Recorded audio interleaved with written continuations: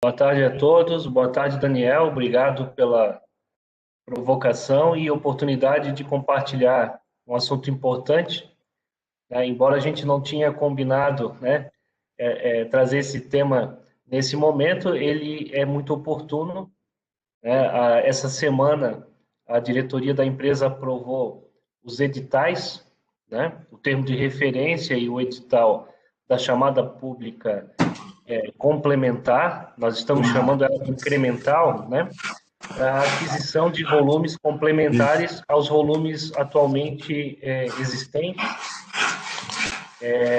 Isso tem muito a ver com as restrições de capacidade do Gasbol, principalmente no sul do estado. Então, a gente deve ter outros modais sendo buscados junto ao mercado para atendimento dessa rampa de crescimento que nos surpreendeu a todos e que, uma vez estabelecida, né, essa nova rota de suprimento, ela vai poder ser replicada para outras regiões. Então, acho que nos comentários finais, eu estou percebendo aqui que o professor já chegou, né, Daniel? Eu acho que a gente vai conseguir fazer um link, inclusive, desse tema do desenvolvimento regional, da estrutura industrial catarinense, da distribuição geográfica, né, do desenvolvimento, com esses modais alternativos, que realmente é o futuro que se vislumbra, é que a gente passe a atender cada vez mais novas regiões com modais semelhantes ao que está sendo utilizado em locais, transporte de gás comprimido ou liquefeito, e com a perspectiva de um terminal também aqui em Santa Catarina, essas possibilidades se ampliam. Então, eu vou devolver a palavra, Daniel, uma vez que o professor já está aqui conosco, e a gente retoma esse link que você nos deu no fechamento, né, do webinar de hoje. Mas, de fato, essa semana foram aprovados os editais e devem ser publicados ainda essa semana, para que esse processo de chamada pública ele já esteja em curso.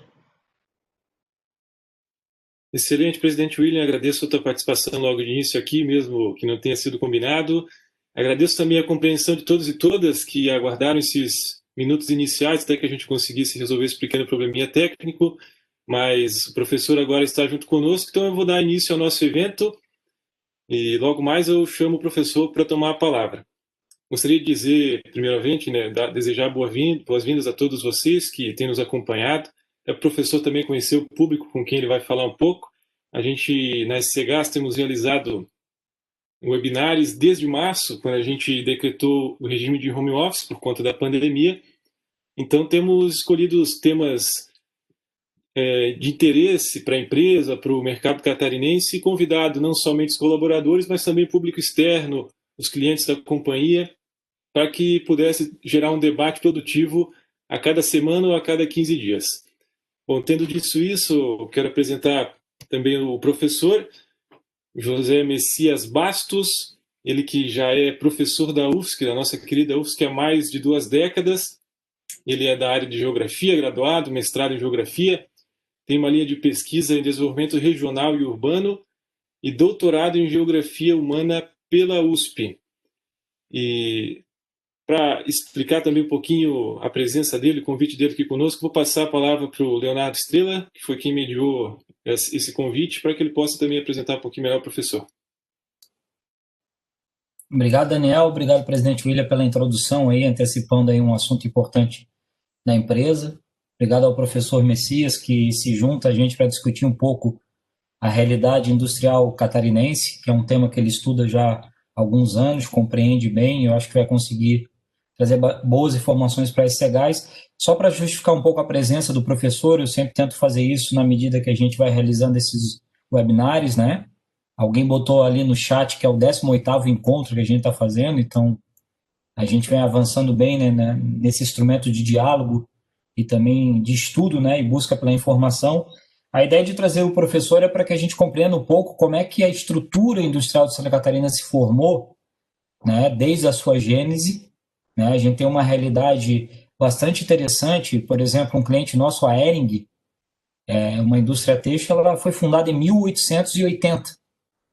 Então, uma empresa de praticamente 2 décadas atrás, bem antiga. Então, é tentar entender, através da fala do professor, como é que se formou esse pátio industrial catarinense, esses ramos produtivos, considerando que a indústria é o principal cliente da SC Gás, né, que tem o maior volume de consumo. A gente atende hoje praticamente 50% do PIB industrial catarinense, são mais de 300 indústrias, das cerca de 42 mil que existem no estado. Então, é um tema bem relevante para a gente tentar compreender um pouco, porque eu vejo que a SC Gás enxerga um pouco o setor industrial que ela atende, as regiões que a gente atende. Vou pedir para quem tiver com o microfone aberto que feche. Eu acho que é o Rodrigo Salles. E que a gente possa entender e compreender como é que isso tudo surgiu, como é que isso tudo se formou, como é que houve esses movimentos de regionalização que aconteceram, né? A gente tem setores muito bem posicionados em cada região. Então, essa é a ideia. Bem cedo, né? Messani, eu acho que é o teu microfone, Messani, está aberto. Acho que o Messani está com o microfone aberto aí. Mas, enfim, a ideia era essa, é que o professor ajudasse a gente a compreender como é que tudo se formou e como é que a indústria de Santa Catarina chegou na realidade de hoje. Então, a partir disso, eu passo a bola para ele.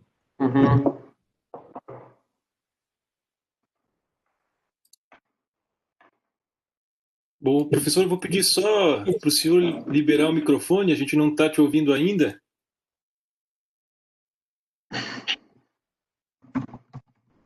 Agora sim. Agora sim. Opa. Obrigado. Eu queria cumprimentar, né, o presidente da SC Gás, o professor William, o Leonardo, né, cumprimentando o Daniel também, que está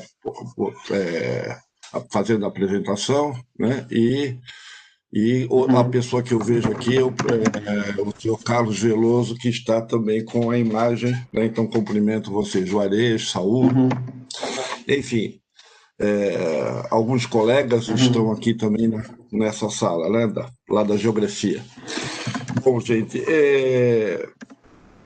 eu queria começar dizendo que o Brasil se transformou numa potência industrial regional de porte razoável.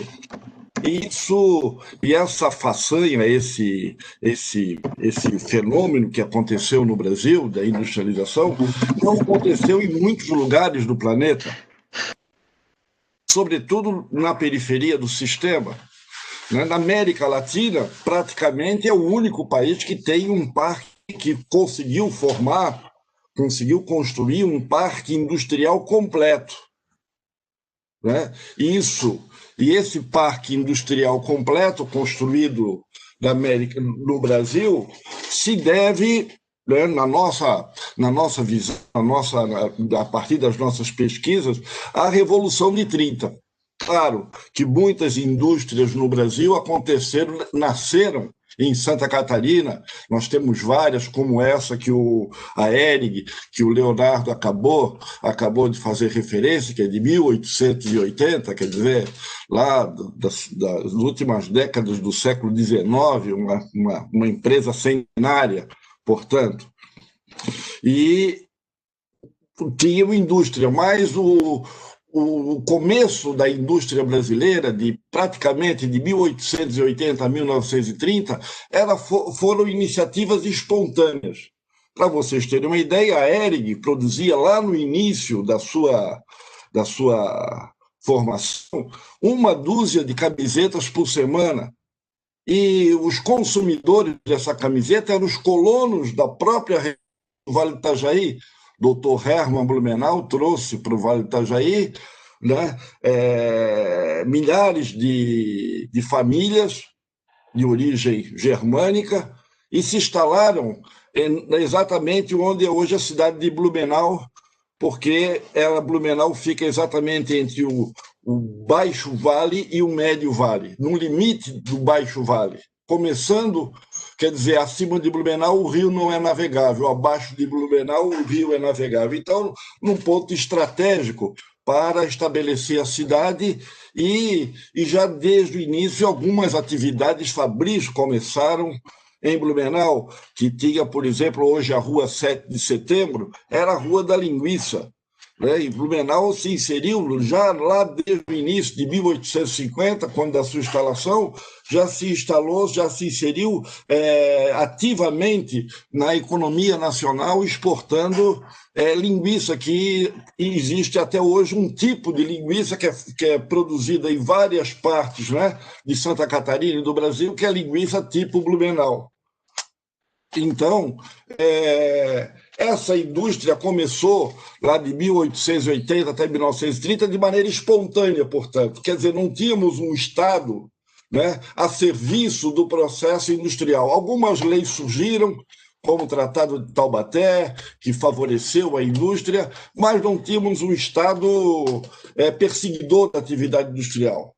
É só o exemplo mais caricatural, mais emblemático desse desfecho é o Barão de Mauá, que foi o maior empreendedor brasileiro do século XIX e morreu em condições bastante precárias, né? Fez um empreendimento empresarial fantástico e as condições, morreu na sarjeta. Quer dizer, para vocês verem o papel que o Estado pouco desempenhava para o desenvolvimento industrial. Mas, a partir de 30, Getúlio Vargas, que é um estancieiro de São Borja, no Rio Grande do Sul, ele ei! Agora, fecha aqui. Um barulhinho aqui, o pessoal. Em São Borja, o Getúlio, ele calejado pela Revolução Farroupilha, que a briga entre chimangos e maragatos era uma briga que ia contra os interesses do Rio Grande do Sul, ele, né, toma para si as rédeas, né, de realizar a transição para o capitalismo pela via prussiana, pela via do Alto, e ao perseguir a implantação, né, para implantar o capitalismo, implantar a indústria no Brasil, inclusive ele, no começo de implantar essa indústria, ele queria que fosse implantada a siderurgia, mas a siderurgia ela não tinha interesse de nenhuma empresa industrial mundial queria se instalar no Brasil para produzir aço, como também não tinha nenhum capital privado naquele momento em condições de fazer o investimento, né, de uma siderurgia. Então ele chamou para si a responsabilidade de implantar a siderurgia. A CSN Volta Redonda, né, foi iniciativa do Getúlio, que começou a produzir aço em 1946. Então, a partir de 30, o Brasil perseguiu a industrialização. E o Getúlio fez uma política, por exemplo, no caso das divisas que entravam na SUMOC, hoje Banco Central, Superintendência da Moeda e do Crédito. O Getúlio pegava as divisas, transformava ela em moeda nacional para os exportadores, quem exportava recebia o equivalente em moeda nacional, ficava com as divisas para fazer política industrial. O que ele estabeleceu? A porta de entrada do planejamento econômico do Brasil, do planejamento industrial, se deu pela porta do comércio exterior. Portanto, a entrada de produtos importados no Brasil teriam agora uma classificação por produto supérfluo ou produto essencial. O que era produto supérfluo? É aquele produto que a indústria, que nasceu de forma espontânea, como eu havia me referido, essa indústria espontânea era produto supérfluo, quer dizer, não vale a pena importar. Então, ele vai botar uma moeda, uma divisa a um preço muito elevado, para quem quiser comprar produtos que a indústria brasileira já produz.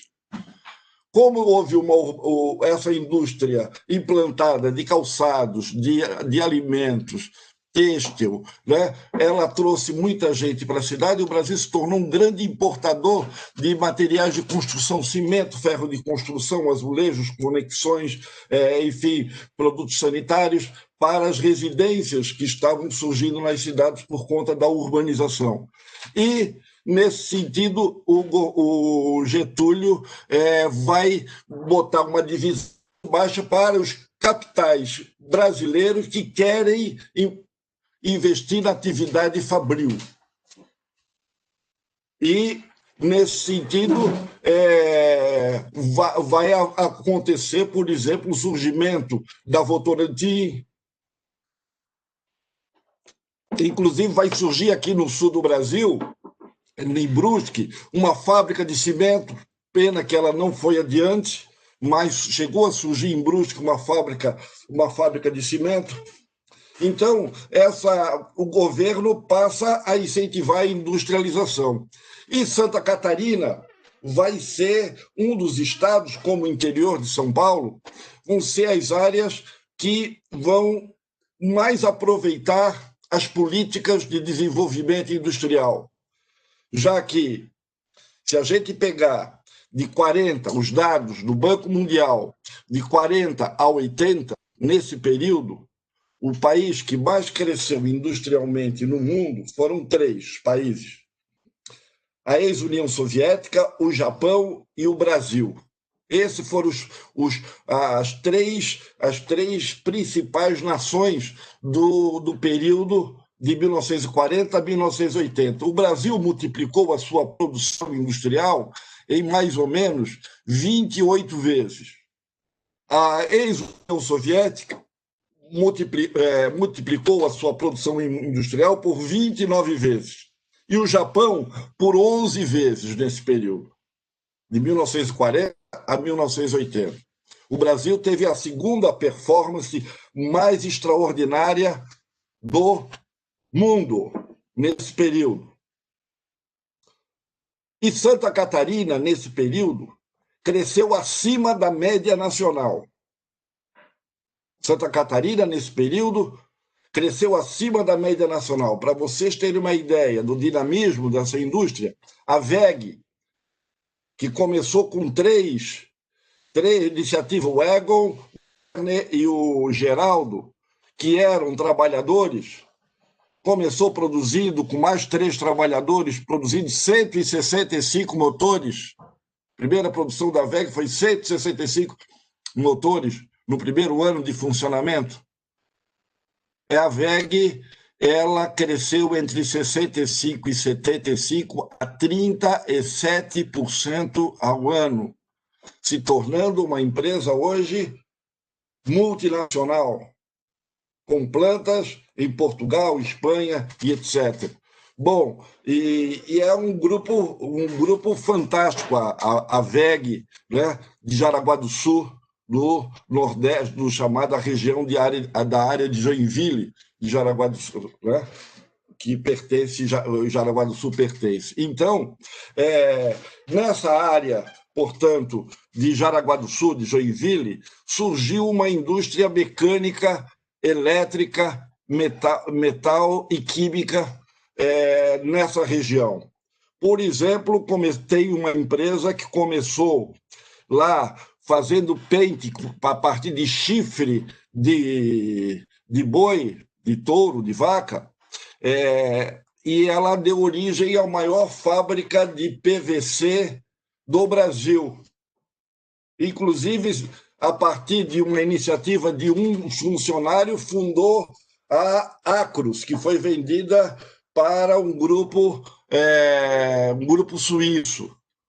E a Crona também é de origem de um funcionário da Tigre, da família Hansen, que começou produzindo pente para pentear o cabelo, né, a partir de chifre feito de chifre de boi.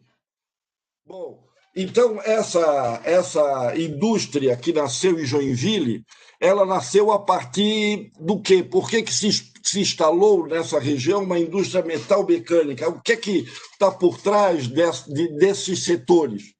é que o ouro verde, chamado, que vinha do Planalto, da região de São Bento do Sul, Rio Negro, Porto União, vinha muita erva mate, e o Porto de São Francisco se tornou um grande porto exportador de erva mate.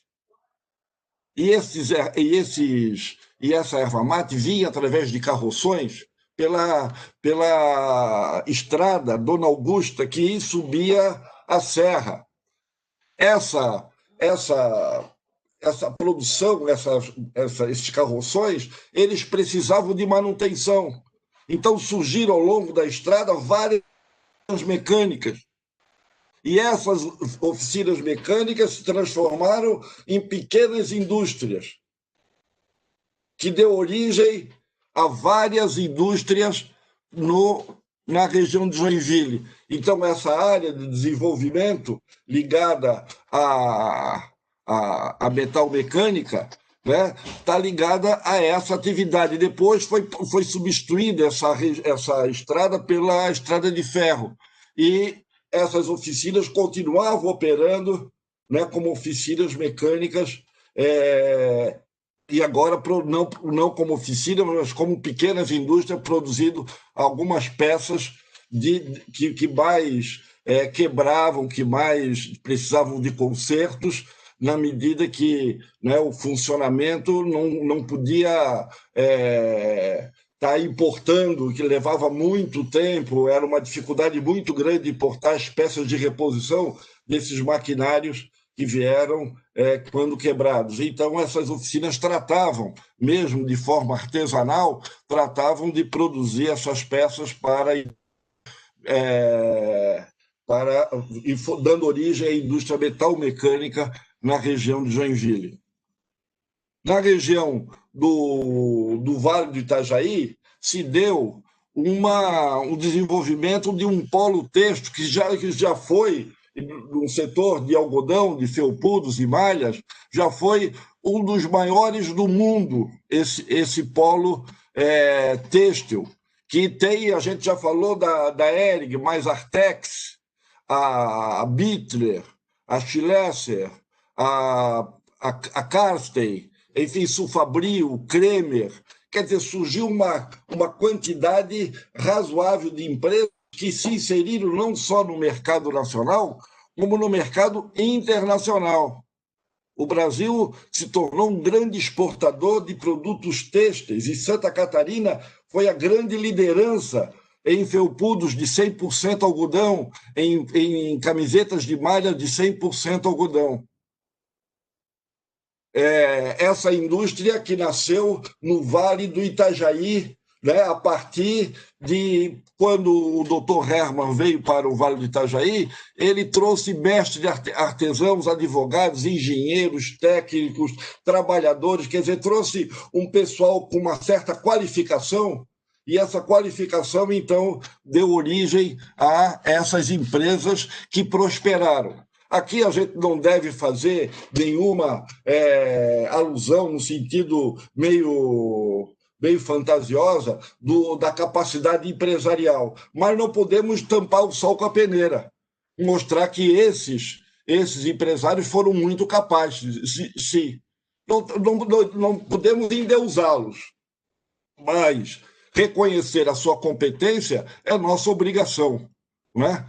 Já que essas empresas que começaram lá desse tamanhozinho, como eu falei, a Hering, uma dúzia de camisetas por semana, se insere, né? A Hering chegou a ter, o grupo Hering chegou a ter 30 mil trabalhadores, só a Têxtil, em Blumenau, mais de 12 mil trabalhadores. Chegou a ter no seu período mais fantástico. Então, a indústria de Blumenau se deu, né, por conta de uma imigração de alta qualidade. O Dr. Hermann Blumenau escolheu com muito cuidado os imigrantes que vinham para Blumenau. E esses imigrantes deram origem, eram empresários, gente que já vinha, né? Não eram capitalistas, mas o capitalismo veio nos seus ossos. Né? A gente podia dizer, eram capitalistas sem capital, sabiam fazer. A família Hering tinha uma tradição de artesanato desde de 3, 4 gerações, que já vivia do artesanato têxtil, né, na região de origem dela, lá na Alemanha. Então, esse foi o espírito do Vale do Itajaí. No caso do sul do estado, né, que nós temos a região do Nordeste catarinense com uma estrutura industrial metal, mecânica, química, né, e elétrica na região de Joinville. Adentrando para o Jaraguá, subindo mais um pouco o Rio Negro, nós vamos ter a indústria moveleira, um grande polo moveleiro, em São Bento do Sul, e etc. Mafra, né? Bom, e para o Vale do Itajaí, sobretudo o têxtil, mais Eletroaço Autona, que é uma produtora de aço em fornos elétricos, e também indústria de confecção muito forte, e hoje é um grande polo de software, né? Blumenau, a gente já vai falar um pouquinho sobre isso daqui a pouco. E no sul do estado, a grande força motriz para o desenvolvimento industrial do sul de Santa Catarina foi o carvão. O carvão foi a força motriz inicial que deu origem a empresas, primeiro cariocas, que começaram como Henrique Lage, que montou a primeira cerâmica, inclusive em Bituba, e foi o primeiro a utilizar o carvão do sul do estado para abastecer sua frota de barcos, já que a Primeira Guerra Mundial tinha cortado as importações de carvão, e a frota dele precisava de combustível para poder transportar as mercadorias. E ela veio, então, buscar o carvão no sul do estado.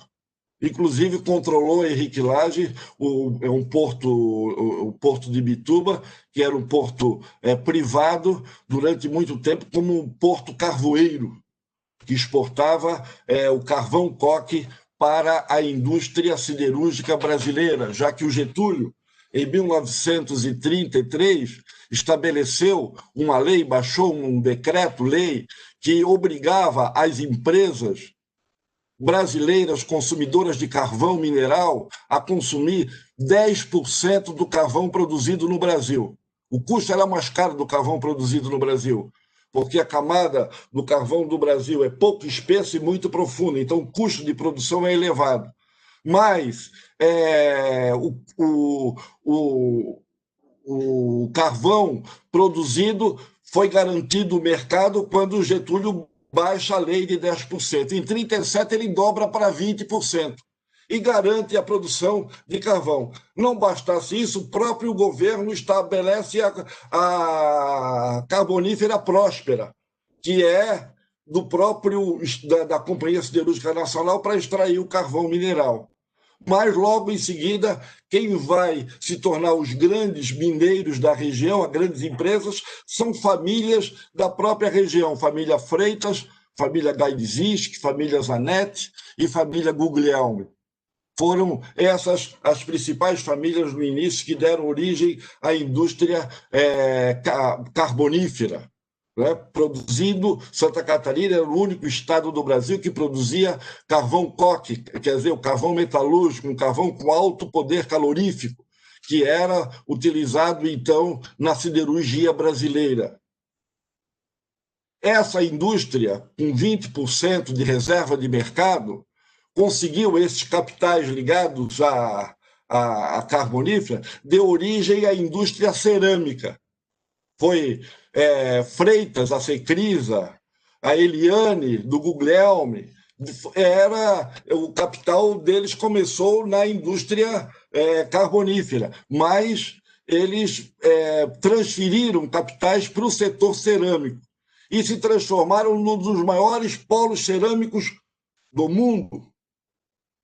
O hiato que separa hoje a produção cerâmica no Brasil, de Espanha e Itália, que detém, né, o know-how da novidade, dos novos tipos de piso cerâmico e etc., o que é que vai, é muito pequeno. A indústria carbonífera, a indústria cerâmica, desculpe, no sul do estado é muito competente, muito forte. Se formou, então, um polo cerâmico extraordinário. E depois nós tivemos a formação, né, mais recentemente, de um polo de confecção, dando origem, por exemplo, como Madame Hiller, que tem lojas pelo Brasil inteiro e fora do Brasil. Ela produz jeans, ela tem franquia, portanto, lojas franqueadas em todas as regiões do Brasil e fora do Brasil também. Bom, então a estrutura do sul do estado predominante é essa. É claro, temos que considerar que o investimento do governo, né, na Jorge Lacerda, em Capivari, e o lavador de Capivari, que foi o excedente do carvão metalúrgico, que era utilizado no coque, o carvão coque, que era utilizado na siderurgia. Havia um excedente, dois excedentes, na verdade. Um excedente que passou a ser utilizado pela Jorge Lacerda, a Sotelca, né? Que é o carvão energético, que tem o menor poder calorífico. E o outro rejeito era a pirita, para produzir óxido de ferro, produzir ácido sulfúrico, que foi muito bem aproveitado pela ICC, Indústria Carboquímica Catarinense, instalada em Bituba, que foi criminosamente desativada no governo Collor. Criminosamente, porque aquela indústria ela não podia parar um segundo, porque parou um minuto, corroía todos os equipamentos, tinha que trocar praticamente a indústria inteira. E ele mandou parar de produzir nessa indústria, ela fechou, a indústria carboquímica catarinense em Bituba. Nós temos uma outra estrutura industrial importante no Brasil, que é no Planalto. Duas famílias, Bornhausen e Hering, começaram a produção de papel e celulose no Planalto catarinense. No começo, era das duas famílias. Essas duas famílias tiveram dificuldades financeiras de tocar o empreendimento e elas foram obrigadas a vender. Venderam para uma americana chamada Olincraft. E depois a Olincraft vendeu para a Klabin. Essas indústrias que nasceu por iniciativa de catarinense. Que eu quero dizer, qual é o fio que liga a estrutura industrial catarinense de Joinville, do Vale do Itajaí, do sul de Santa Catarina e do Planalto? Elas todas são de origem modesta e de origem catarinense. De origem catarinense. Bom, e a última região é o oeste catarinense, que foi integrada ao mercado nacional no início do século XX. 1910, 1920, começou com uma estrada de ferro que liga essa região a São Paulo, e São Paulo estava crescendo, se industrializando adoidadamente e se urbanizando, e precisava de alimentos.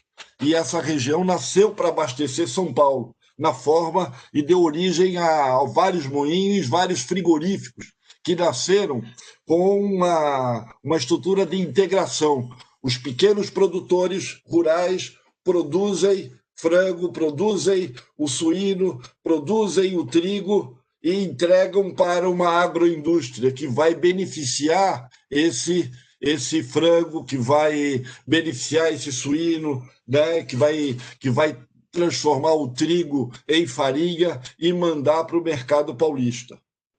O sucesso dessa região foi tão grande que, no pós-Segunda Guerra Mundial, existia um excedente americano de DC-3, de aviões DC-3, chamados DC-3.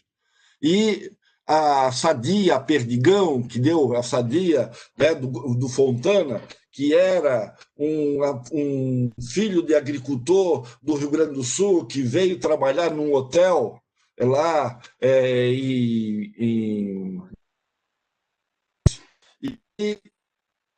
e o Brandalize, família Brandalize da Perdigão. essas famílias elas passaram a abastecer São Paulo e, na Segunda Guerra Mundial, compraram, o caso da Sadia, comprou excedentes de aviões dos Estados Unidos que estavam ansiosos porque tinha acabado a guerra. Eles foram utilizados muito na Segunda Guerra Mundial. E a Sadia montou uma empresa de transporte de carga aéreo que levava os produtos dessa região para São Paulo de uma forma mais dinâmica, mais rápida. Inclusive, isso fez com que, na área de Salamaria, ela desalojasse as empresas mineiras e do Rio Grande do Sul. E passaram a dominar o mercado nacional na área de frios, né? Em geral, que é derivado de carne suína e da avicultura também, peru, frango, etc, etc. Essa indústria, portanto, que nasce no oeste catarinense, ligada à agroindústria, que vai abastecer São Paulo, logo em seguida, que vai dar origem, né, uma indústria, uma empresa de transporte de carga aéreo, vai se transformar numa companhia de aviação aérea, de transporte de passageiro, que foi a Transbrasil. A Transbrasil. Então, esses exemplos que eu estou dando para vocês é para justificar que, se o Brasil, de 40 a 80, foi o país que mais cresceu no mundo, um dos que mais cresceu, o segundo, depois da ex-União Soviética, Santa Catarina acima da média brasileira. E as indústrias que representam isso são essas que eu acabei de falar para vocês. De 1940 a 1980, a indústria brasileira brasileira e catarinense ia de vento em popa. Muito bem. Chegou em 80 com a crise da dívida. A crise da dívida começou a haver um estrangulamento da indústria brasileira e da indústria catarinense. O que é que aconteceu? Uma descatarinação da indústria catarinense. Muitas indústrias foram vendidas para multinacionais. A Manco, por exemplo, comprou a Acros. A Manco, um grupo suíço, comprou a Acros e várias outras empresas, fundos. Enfim, a Artex foi incorporada pela empresa do ex-vice-presidente do governo Lula, o Alencar, pela Coteminas. Enfim, várias indústrias saíram das mãos dos catarinenses e passaram a grandes grupos nacionais, grandes grupos multinacionais, e os fundos de pensão passaram a ser proprietários dessas indústrias nesse processo que eu diria de estrangulamento entre.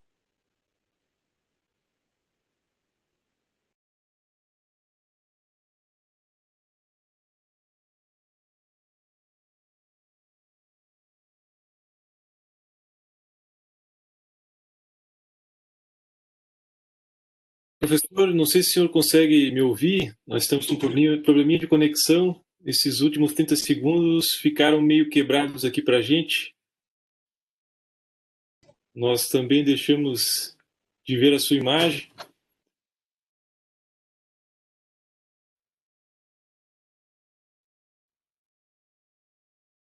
Eu acredito que deva ter acontecido alguma queda lá na internet, professor. Enquanto ele vai retornando, a gente vai mantendo contato com ele aqui pelos meios de comunicação possíveis. Eu vou lembrando a todos e todas presentes aqui que, se tiverem dúvidas, comentários, podem ir jogando aqui no nosso bate-papo, que logo ao fim da fala do professor a gente vai trazer à tona para o debate, para ele trazer novos esclarecimentos, coisas que fizerem necessárias. Também provoca aqui as nossas áreas comerciais, de tecnologia. O professor tem dado um excelente diagnóstico aí do Parque Diversificado de Santa Catarina. A gente sabe do papel do gás natural. 80% do nosso consumo hoje é direcionado à indústria. Então, se quiserem também participar, posteriormente eu falo professor, fica em aberto essa participação. Professor, o senhor nos ouve agora? Está me ouvindo?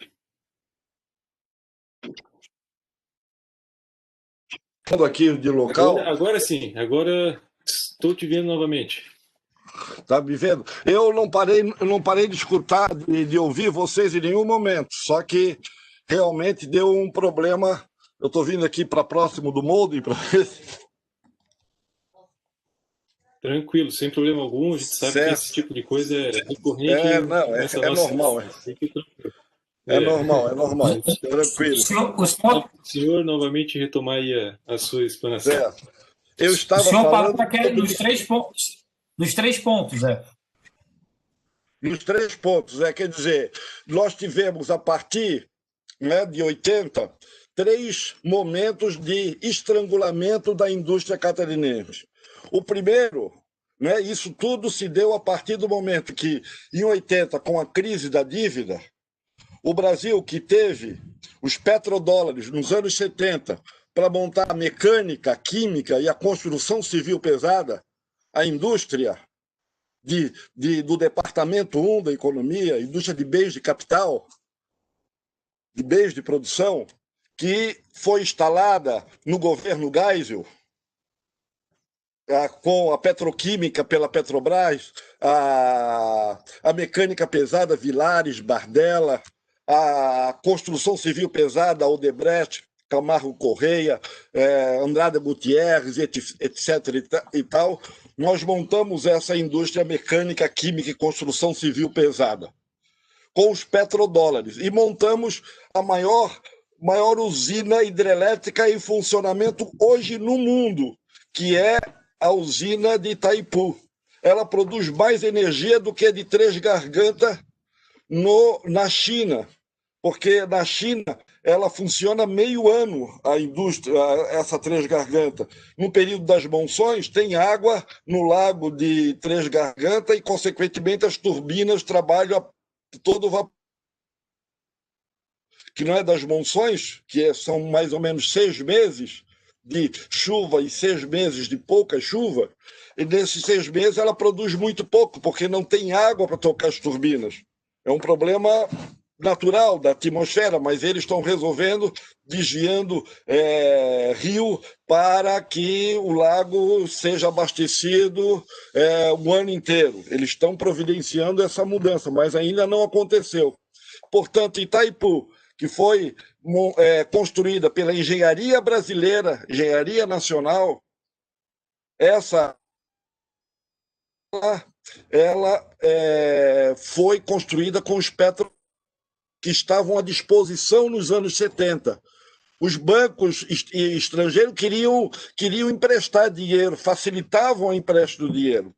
Chegou em 80, 81, com o Ronald Reagan, não só a torneira fechou para os petrodólares entrar, como eles passaram a cobrar de maneira draconiana aquilo que tinha sido emprestado. E o Brasil quebrou. Nessa quebra, o Brasil teve que submeter as políticas ditadas pelo FMI, e que era basicamente os planos econômicos que sucederam desde lá até o último plano real, que era o quê? Combate à inflação, recessão, arroxo salarial. Esse é o tripé da receita do FMI. E isso estrangulou a indústria, não só Collor, né, já no Sarney, começa a haver um estrangulamento da indústria por conta dessa política, né, de feijão com arroz, né, lá do ministro do Sarney, que eu esqueço o nome dele agora, mas, enfim, uma política... Ele está aí sempre dando palestras aqui e acolá, mas eu esqueço o nome desse economista. Ele é baixinho, calvo, né? Mas eu esqueço o nome dele, mas não tem problema. Então, que foi chamada a política feijão com arroz, quer dizer, para tentar empurrar com a barriga, né? No governo Collor veio primeiro choque neoliberal e destruição no sul de Santa Catarina da indústria carboquímica, carbonífera e carboquímica. Destruiu praticamente. E a destruição da indústria se deu, né, no governo FHC, onde o neoliberalismo entrou para valer. Por exemplo, privatizamos a Telesc, que era uma empresa extraordinária, que dava lucro, das subsidiárias da Telebrás, era uma das poucas que dava muito lucro e foi vendida a preço de banana. Tanto é que dentro da Telesc saiu uma potência hoje mundial, uma potência distro, que nasceu de 2 funcionários da Telesc. Eram lá engenheiros da Telesc que começaram a produzir o quê? A descagem direta à distância, o DDD, começaram a produzir o despertador, enfim, várias iniciativas na área de telecomunicações, de tecnologia, foi desenvolvida pela Distro, que é uma potência hoje, né? Que a gente tem que reconhecer a importância dela. Bom, Professor, oi. eles estão colocando aqui no chat, só lembrando para o senhor, que o ministro do Sarney foi Maílson Ferreira da Nóbrega. Isso, Maílson da Nóbrega, muito obrigado, é isso mesmo, Maílson da Nóbrega. Então,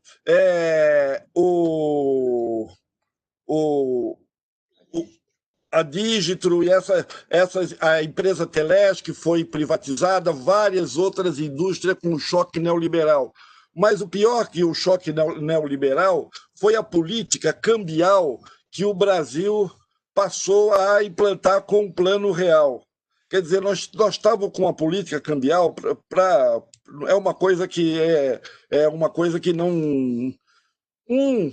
real valia 0,86 dólares. R$1 valia mais do que $1. $1 era correspondente a R$1 e pouco. R$1 custava 0,80 e poucos dólares. Quer dizer, o real era mais valorizado do que o dólar. Isso que foi que aconteceu com o Brasil? O Brasil passou a importar qualquer badulaque, qualquer coisa que a indústria brasileira produzia. E a China e o Sudeste Asiático agradeceram essa política, né, de abertura comercial, porque o setor comercial chegou ao poder dos supermercados, das grandes redes de lojas, e eles queriam colocar os oligopólios brasileiros contra a parede.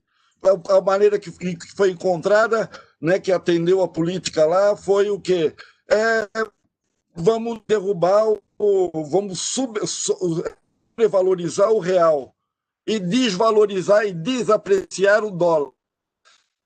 O Brasil inverteu a balança comercial. O Brasil, que nos anos 60 começava a exportar produtos industriais, a exportar não só têxtil, não só calçados, mas exportar automóveis, exportar eletrodoméstico, exportar serviços, enfim, o Brasil começou a exportar uma série de produtos industriais e a balança comercial era muito favorável ao Brasil. Muito favorável. Chegou nesse momento do governo FHC, nos anos 90, com choque liberal, uma destruição. Por exemplo, no período, eu esqueci de falar, mas no período Collor da primeira destruição, a Uzi Minas, que era uma empresa estatal lucrativa, moderna, foi vendida. E partidos de esquerda, economistas de partido de esquerda, acharam que tinha que vender mesmo. Né? Alegando que a siderurgia não era mais uma empresa, não era mais um setor estratégico. Bom, essa foi a segunda derrocada, um segundo choque de estrangulamento brutal da indústria catarinense, né? Com reveses, com mudança no controle acionário de vários setores da indústria catarinense. Inclusive fazendo com que, por exemplo, a Sadia botasse dinheiro na ciranda financeira. E ela perdeu numa jogadinha dessa 300 milhões de dólares. E, nesse sentido, ela teve que fazer uma fusão, uma perdigão, para dar origem à Brasil Food. Né? Numa jogadinha, ela perdeu do piscar de olho do dia para a noite, num processo desse de ciranda financeira e de especulação, 300 bilhões de dólares. Bom, então, essa foi a segunda. A terceira foi a Lava Jato. A Lava Jato, a indústria, a Odebrecht, ela... Pega aquele caderno que está lá em cima da mesa. Eu acabei deixando, eu anotei uns dados que estavam lá embaixo, e quando eu subi por conta desse problema, eu acabei deixando o caderno lá embaixo. Mas a Odebrecht, ela, antes da Lava Jato, ela tinha um faturamento de 161 milhões de reais. Estava em 27 países. Ela tinha obra em 27 países. E tinha 168 mil trabalhadores. Depois da Lava Jato, a Odebrecht, que tem um pezinho, a sua origem, a Odebrecht, aqui em Taió, ela é um grupo baiano, a Odebrecht, mas a origem da família é aqui do Alto Vale do Itajaí. Tem a família Odebrecht no Alto Vale do Itajaí, em Taió, mais precisamente, na cidade. Ela baixou o faturamento para 82 bi, de 168 mil trabalhadores, ela ficou com 58 mil trabalhadores, de 27 países, ela passou para 14 países. A Andrada Gutierrez e a Camargo Correia perdeu 68% de faturamento. A Lava Jato, ela podia prender o dono da Odebrecht, podia prender quem ela quisesse, os corruptos, mas não acabar com a engenharia pesada, não desempregar os engenheiros, não desempregar os técnicos que trabalhavam, que fazem a empresa, que é uma empresa extraordinária, que está ganhando licitação em várias partes da África, em várias partes da América Latina, e também na Península Ibérica, ela ganhou licitação. E é claro que a grande construção civil pesada europeia e americana não admitem que uma construtora civil de um país periférico vá ganhar concorrência internacional no quintal deles. Então tem que tratar de destruir. Quer dizer, tanto Collor como FHC, como Moro e o Dallagnol foram os braços do imperialismo contra a indústria brasileira, contra a indústria catarinense. Na época do Luiz Henrique, ele baixou o governador de Santa Catarina, que teve um papel importante em Santa Catarina, em vários setores, mas ele tomou uma medida que foi desastrosa, que foi muito boa para os portos. Ele baixou a alíquota de importação de mercadoria, o ICMS, de 17% para 3%. Toda a indústria, importadores passaram a importar por Santa Catarina, pelos portos catarinenses. Isso deu um impulso nos portos catarinenses fantástico. Mas a indústria brasileira, a indústria catarinense, foi sacrificada porque se o Plano Real teve um câmbio desfavorável, a partir do segundo governo Lula, 2005, e todo o governo Dilma, nós tivemos uma política cambial novamente desastrosa, contrária aos interesses da indústria catarinense e brasileira. Então, essa minha exposição foi uma tentativa de dar um panorama, né, geral da musculatura criada pela indústria brasileira e pela indústria de Santa Catarina. Cabe chamar a atenção, Santa Catarina, ela está para o Brasil, assim como o Japão, a Suécia o Japão está para o mundo e a Suécia para a Europa. A Santa Catarina esteve sempre distante dos grandes mercados consumidores e distante das fontes de matéria-prima. Qual foi a alternativa para Santa Catarina desenvolver a indústria, por exemplo, de PVC? Nós não temos nenhuma refinaria de petróleo em solo catarinense, mas temos a indústria de terceira geração do refino do petróleo, que é o PVC rígido, é o maior produtor do Brasil, que é o grupo... Começou com o grupo Tigre, depois veio a Acros, que foi, né, depois vendida, e tem a Crona também e outras de PVC, mas o Brasil, ele domina o mercado nacional. Quer dizer, Santa Catarina está distante da fonte de matéria-prima, está distante do mercado consumidor. E qual é a solução para essas empresas? Se renovar tecnologicamente permanentemente. Foi isso que fez o Japão, isso que fez a Suécia, dando, por exemplo, a Suécia, a Volvo e a Scania.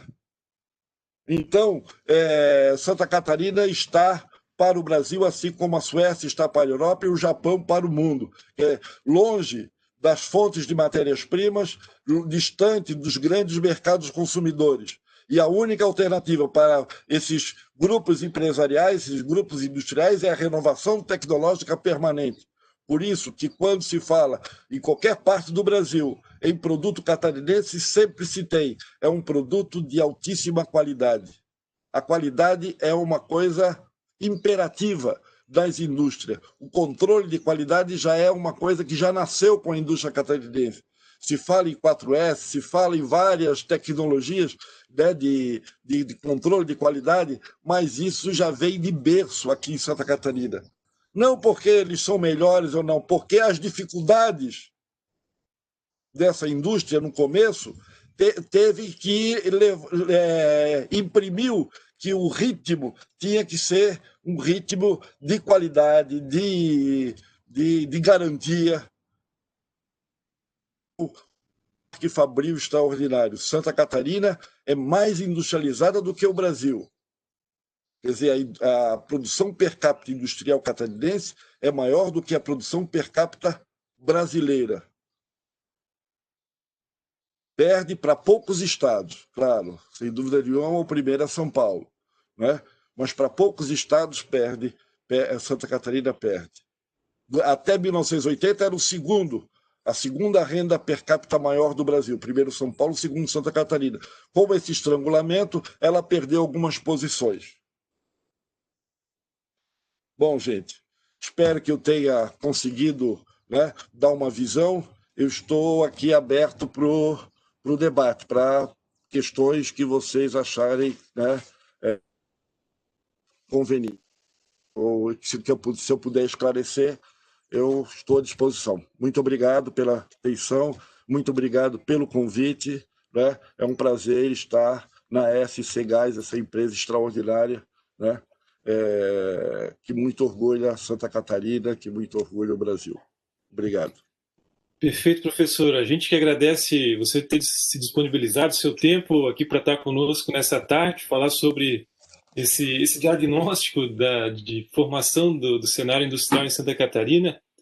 Como o senhor já comentou, eu lembro também que quem tiver perguntas, dúvidas, comentários para que o professor traga mais assuntos ao debate, é só ir jogando no bate-papo. Eu já vou começar fazendo uma pergunta, que é o seguinte: o senhor comentou, né, nesse período de 1940, 1980, que o Brasil deu um salto gigantesco, foi o segundo país que mais cresceu no mundo em questão de industrialização. Santa Catarina já tinha essa característica de crescer acima da média nacional. Eu queria saber primeiro se o senhor tem ideia, se existem documentos que digam qual era esse percentual de crescimento de Santa Catarina nesse período, e já alongando aqui um pouquinho a minha pergunta, mas porque ela vai de encontro a esse assunto, a gente vê nesse cenário de crise que a gente tem em 2020, a gente teve, propriamente dito, no consumo de gás natural, que atende mais de 50% do PIB industrial catarinense, ou seja, ele é um fenômeno relevante para entender a movimentação econômica do Estado.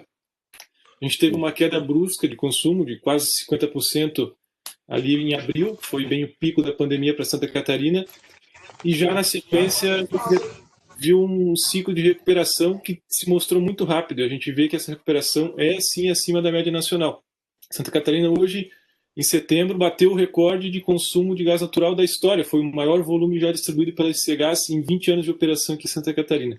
Então, esse cenário que o senhor disse que já existia nas décadas passadas, a gente está iniciando uma nova década, ele tende a permanecer e se fortalecer cada vez mais? Sem dúvida, Daniel, sem dúvida. Olha, com relação aos dados, os dados que a gente tem, esses dados que eu disse que é o mais dinâmico do Brasil, está nos relatórios do Banco Mundial. Mas nós temos um livro de um professor, de um economista chamado Inácio Rangel, que a gente tem como nosso grande mestre, nosso grande teórico do Brasil, pouco conhecido. Todo mundo conhece mais Celso Furtado, conhece mais Caio Prado, e pouco se conhece de Celso Furtado, de Inácio Rangel. Inácio Rangel foi um assessor, por exemplo, do Getúlio no segundo governo dele, democrático, e foi assessor do plano de metas, do plano Juscelino Kubitschek, e se transformou num grande técnico do BNDE. Ele nunca teve na universidade, nunca foi professor universitário, mas militou durante toda a sua vida, publicando uma série de livros. Inclusive, a BNDES tem uma coleção chamada Os Desenvolvimentistas, que pegou e reuniu a obra do Rangel e publicou em 2 volumes, que dá mais ou menos 1.500 páginas. Mas é o ilustre desconhecido. Mas é vendido também esse livro pela Contraponto, uma editora do Rio de Janeiro, chamada Contraponto. Bom, o Rangel traz em vários trabalhos a leitura dos relatórios do Banco Mundial, que mostram esse desempenho do Brasil. Então, nos relatórios do Banco Mundial, são da onde foi tirados os dados. No caso de Santa Catarina, eu tirei esses dados existia até bem pouco tempo atrás, depois interrompeu e agora se retomou de novo, os censos demográficos e o censo econômico. De 5 em 5 anos, o IBGE produzia censos econômicos do Brasil. E nesse censo econômico do Brasil, dos dados que eram coletados pelo IBGE, isso tudo está online hoje. O IBGE digitalizou isso tudo. Está tudo digital, esses censos lá de 40, de 50, 55, 60, etc. E a partir, então, desses dados coletados do IBGE, Instituto Brasileiro de Geografia e Estatística, né, ele botava lá em 1940, São Paulo tinha 43,5% da indústria, a participação de São Paulo. Santa Catarina, 1,8%. Em 1948, dados do IBGE, São Paulo tinha 43,5% da indústria. Santa Catarina, 1,8%. No censo demográfico, São Paulo participava com 17,4% da população. Santa Catarina com 2,9% da população. Saltando para 1980, 40 anos depois, São Paulo passou de 42% para 52% da produção industrial e a população passou para 21%. Santa Catarina passou de 1,8% para 4%, mais do que dobra a participação de Santa Catarina no Brasil. E a população ficou em 3%. Cresceu em termos de participação 0,1 ponto percentual, de 2,9% para 3%. Quer dizer, a população permaneceu praticamente estabilizada, um leve crescimento, mas a participação da produção industrial mais do que dobrou. Então, Santa Catarina se tornou, já em 80, mais industrializada do que o Brasil, porque se tem 4% da produção industrial e 3% da população, né, tem uma participação maior da produção industrial nacional do que da população. Logo, a produção per capita industrial catarinense está acima da média do Brasil. Para estar na média, ela tinha que estar o quê? 3% de participação industrial e 3% de população. Está acima. Para estar baixo, ela tinha que estar com, por exemplo, o Rio de Janeiro, ele tinha, o Paraná tinha 2,1% da produção industrial e 3% da população. Então, Paraná estava abaixo, né, lá em 1940, da média nacional. Então, foi a partir desses dados, né, que eu estou me referindo. Mas nós temos um portfólio, né, do nosso programa de pós-graduação, que já é um programa, né, decano, quer dizer, é de 1984, esse programa nasceu, a primeira turma entrou em 85, e produziu durante esse período todo muitas dissertações de mestrado e depois teses de doutorado sobre vários setores da indústria catarinense. Indústria de Joinville, indústria de PVC, indústria moveleira, indústria carbonífera, indústria de agroindústria, indústria têxtil, indústria de madeira, enfim. Então, tem um portfólio de pesquisas que foram levadas a efeito durante esse tempo todo, né? De 85, vai dar 35 anos, é isso? 35 anos de pesquisa, de várias, que essas pesquisas elas não estão publicadas, infelizmente a universidade não faz o esforço de publicar as pesquisas que são desenvolvidas dentro da universidade, tem que ficar por conta do mestrando, do doutorando, que vai procurar algum lugar para alocar sua pesquisa. Normalmente, que conta mais é colocar em revista indexada aqui, acolá, em várias partes do mundo, mas não sai impresso a pesquisa inteira, né, na forma de livro, que deveria ser uma política das universidades, das gráficas e das editoras universitárias. Infelizmente, não está à disposição do grande público. Mas hoje boa parte desse acervo está digitalizada. Então, existe lá no banco de teses digitais boa parte dessas pesquisas desenvolvidas e que atestam esse dinamismo da indústria catarinense, e nos mais variados setores. Eu fiz uma pesquisa no meu mestrado sobre o comércio de múltiplas filiais no sul, em Florianópolis e depois no sul do Brasil. Comércio de múltiplas filiais no setor de material de construção, de supermercado e de eletrodoméstico. E a constatação a que eu cheguei é que, em Santa Catarina, praticamente o mercado está fechado para grupos catarinenses. Supermercado.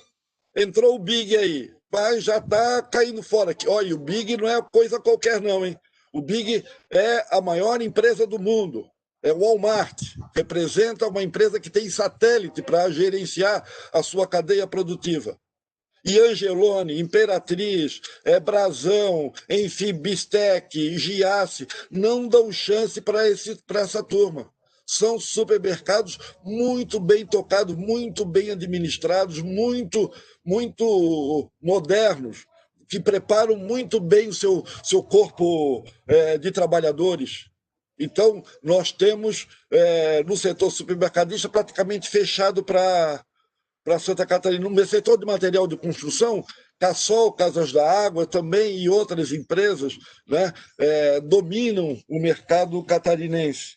No setor de eletrodoméstico, nós temos a presença de empresas de fora do estado, né? Temos o Magazine Luiza, que estão fortes hoje em Santa Catarina porque compraram, no período de crise aí do Brasil, de estrangulamento, compraram importantes empresas catarinenses, como a Berlanda, né, foi vendida, como a Quilar, aqui de Florianópolis, como outras empresas do Rio Grande do Sul e do Paraná foram compradas pela Magazine Luiza e, enfim, foram incorporando e hoje formam a Magazine Luiza, é um grupo extraordinário, um grupo muito capaz, mas nós perdemos, por exemplo, aí no Nordeste catarinense, lá da região de Joinville, a Salfer, que foi vendida para Ricardo Eletro.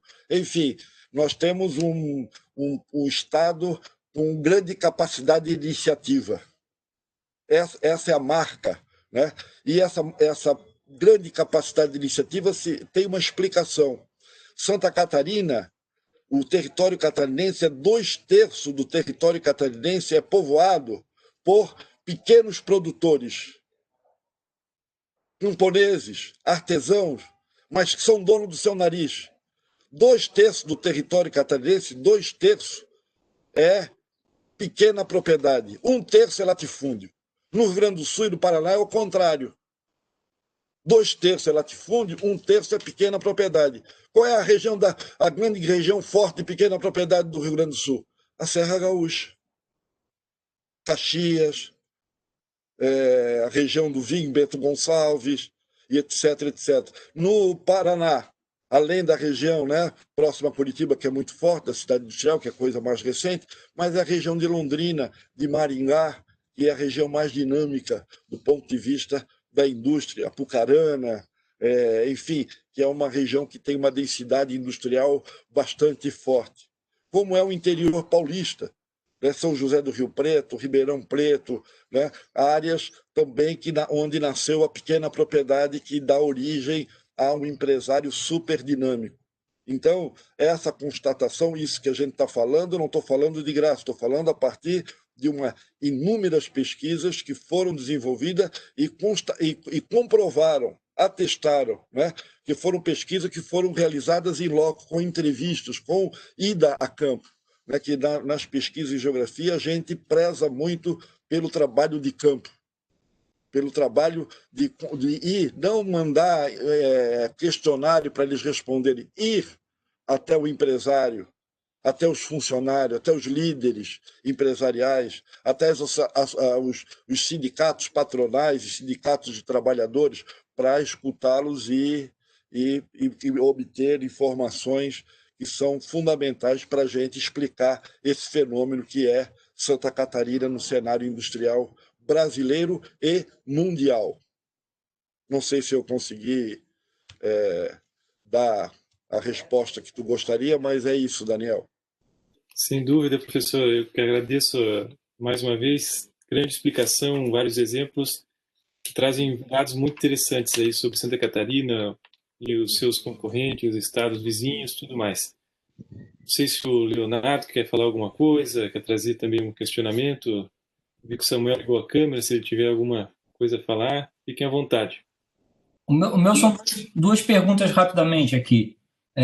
O senhor acabou citando no final da fala, mas eu queria que o senhor pudesse apresentar para a gente essa diferença entre a região litorânea e o Planalto, desde da gênese da formação do território catarinense. Eu acho que é importante a gente entender isso, até porque a SCGás está muito concentrada na região litorânea e, em tese, vai desenvolver a sua rede, a sua infraestrutura de atendimento para a região do Planalto, né? A gente vai subir, já está subindo a serra, vai atender a região de Lages e, eventualmente, também o oeste e o meio-oeste. Então, acho que essa diferença entre a região litorânea, a região costeira e o Planalto, eu acho que é importante. E o segundo ponto é tentar trazer para a realidade atual essa importância da política cambial e como é que o senhor enxerga isso hoje, né?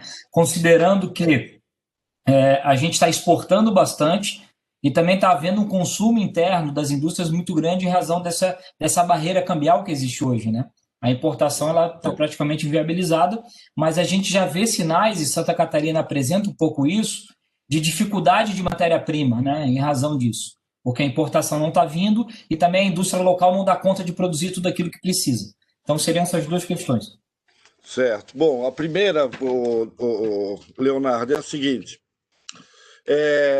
O Planalto catarinense, Planalto próximo, né, não estou falando o Planalto mais voltado para o oeste catarinense, o Planalto de Lages, o Planalto de Porto União da Vitória, de Mafra e Rio Negro, né, de São Bento, enfim, esse Planalto que tem a grande capital, no caso da parte sul, Lages, e 3 cidades que se equivalem mais ou menos, que é Porto União da Vitória, que é a mesma cidade, né?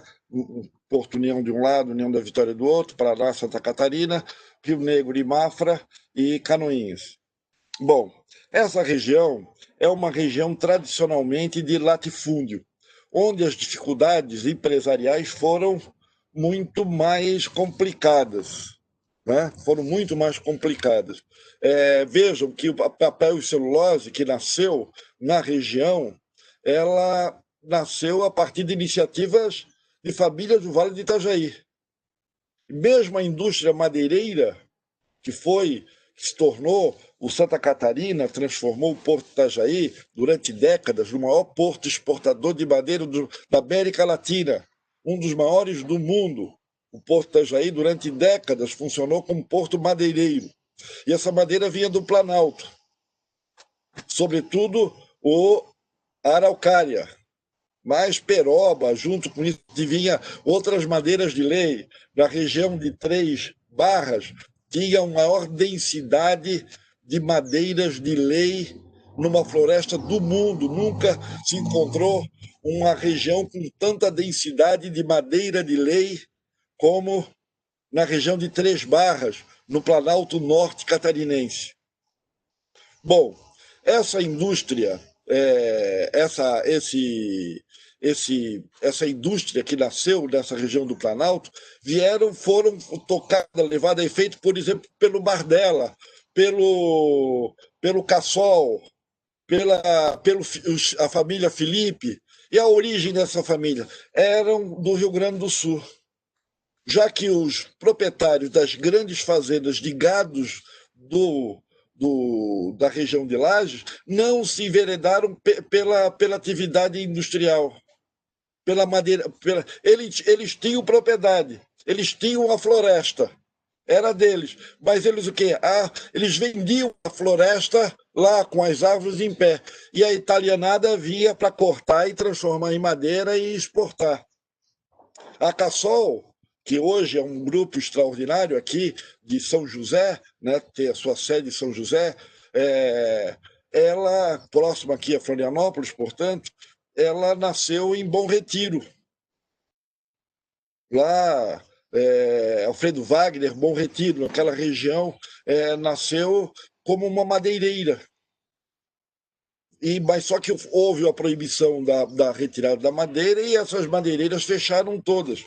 Esses caras que tinham algum dinheiro, o caso do Bardella, o Bardella ele forneceu, por exemplo, ele pegou o monopólio de fornecer madeira para Brasília. E ele pegou a concessão da Scania para o Brasil. A única concessionária da Scania Vabis, sueca, era a família Bardella, que tinha concessionária e oficina em várias partes do Brasil. Uma rede, portanto, de concessionárias. O Bardella, ele montou uma fábrica de madeira e partiu para outros setores. Hoje, por exemplo, ele é o acionista individual majoritário do Porto de Itapoá. Hoje o Grupo Bardella está localizado, a sede dele, em Curitiba, mas a origem do Bardella é Lages. E exportou até data recente, exportava esquadria, porque no Brasil o Pinus agora está começando a mudar. Tem o Pinus tratado, mas o Pinus não é muito aceito, porque é uma madeira mole. E o Bardella tem uma empresa de forras, de portas e janela que exporta 95% era exportada, porque ela tem um selo verde, que era a área de reflorestamento. E eles enveredaram por essas áreas, e é um grupo que está em vários outros setores de atividade econômica, inclusive no setor portuário. E ele conseguiu a licença de montar aquele porto para exportar maravilha. Então, essa região do Planalto, ela teve um desenvolvimento, né, mais de fora para dentro, quer dizer, as iniciativas econômicas de maior sucesso eram capitais de fora, gente de fora, não nasceu da região. O litoral catarinense, né, foi um litoral povoado por açorianos, e os açorianos, via de regras, não conseguiram transformar o artesanato em indústria. A indústria nasceu nas áreas germânicas e italianas, dos vales atlânticos, da fachada atlântica. Blumenau, Joinville, Jaraguá do Sul, né? Braço do Norte, Orleans, enfim, Criciúma, né? que está no médio vale, em direção ao alto vale, a atividade econômica mais dinâmica. né? O litoral catarinense açoriano ficou defasado durante muitas décadas. A colonização açoriana entrou em decadência. Tanto é que São Francisco do Sul, que é uma cidade muito mais antiga, foi sobrepujada por Joinville. E Laguna, que é muito mais antiga que Tubarão, foi sobrepujada por Tubarão. A única cidade do litoral que cresceu durante esse tempo todo foi Florianópolis, por ser capital estadual. Durante muito tempo, praticamente, Florianópolis foi reduzida à função de capital governamental e centro comercial. Mais recentemente, dos anos 80 para cá, Florianópolis dá um salto de qualidade. Não só há uma modernização do aparelho, tanto de nível estadual como de nível federal, com a universidade, com a Eletrosul e etc., outras instituições em Florianópolis, como também a modernização estadual, porque o Estado tinha que estar à altura do desenvolvimento da indústria catarinense, que era um caso de sucesso mundial. E o aparelho governamental tinha que se enquadrar, tá junto com esse novo cenário construído pelo interior. No primeiro momento, o interior se desenvolveu e puxou Florianópolis para trás. No segundo momento, o interior se industrializa e puxa Florianópolis para frente. E nesse processo de modernização da capital, veio o turismo não só de sazonal, mas o turismo de evento. Florianópolis é uma grande cidade para eventos, capital, cidade universitária, hoje indústria de alta tecnologia também. É um grande polo na alta tecnologia na área de telecomunicações. Temos aqui, né, o Parque Alfa, o parque hoje construindo lá no norte da ilha, o Sapiens Park, bastante dígito, as empresas que concorrem a nível internacional com nada mais, nada menos do que Bosch e etc.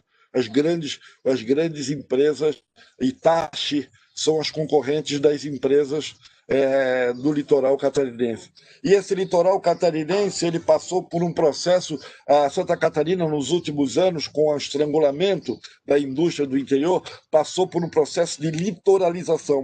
A cidade, o litoral, cresceu acima da média nacional, em cima da média catarinense.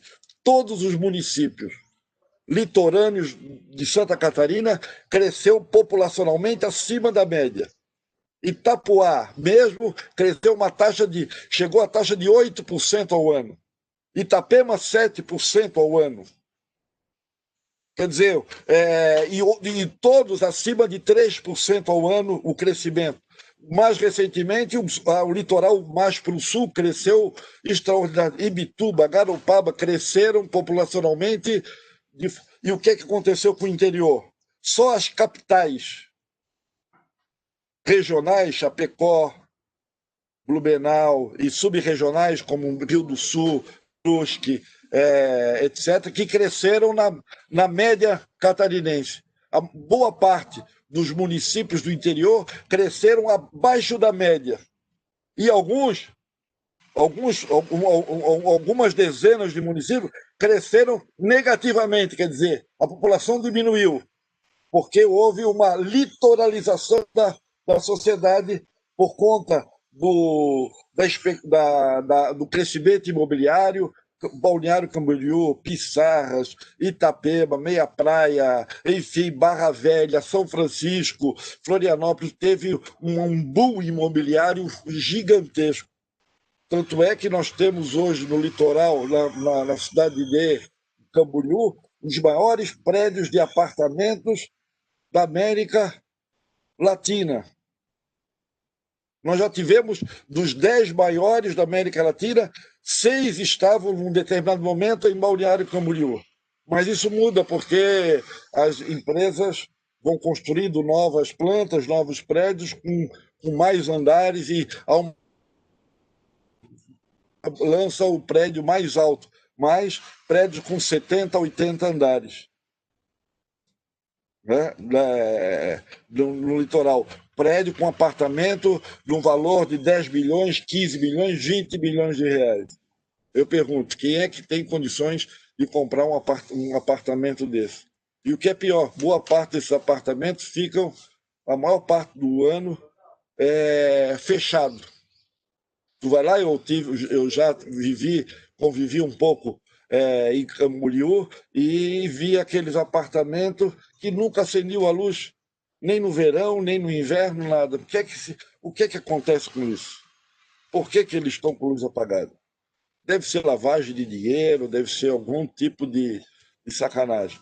Esse outro dia eu estava conversando com um empresário, amigo de outro empresário, ele estava dizendo: olha, eu fui comprar um apartamento em Balneário Camboriú e a empresa que vendeu para mim disse: olha, tu paga a metade, o apartamento custava 15 milhões, metade tu paga e vai ser legal. A outra metade tens que pagar por baixo. Tens que não vai ser computado. É esse tipo de jogadas, né, que a gente encontra no litoral. Quer dizer, esse litoral passa por um processo de crescimento ligado à indústria da construção civil, ligada à indústria de forma muito importante. Né? Essa formação litorânea ela é vivificada por conta desse novo alvoroço que é todo mundo procurar querer morar perto da praia, querer morar em áreas agradáveis para ter uma boa qualidade de vida. E Balneário Camboriú é um paraíso para quem gosta disso. Florianópolis, com os condomínios fechados, com os prédios inteligentes, se tornou um grande atrativo para aposentados de altos salários da burocracia brasileira que veio passar o resto da vida em Florianópolis, ou empresários de São Paulo, Rio, fugindo de São Paulo, sobretudo, fugindo da violência, trazem a sua família para morar e ficam na ponte aérea Florianópolis, São Paulo, toda semana, praticamente. Né? Então, é isso. E com relação à política, então essa é a primeira pergunta, Leonardo. Com relação à política cambial, eu acho que o governo está muito certo em deixar o dólar flutuar, porque o dólar a quase 7, 6, 7 reais está favorecendo a indústria catarinense.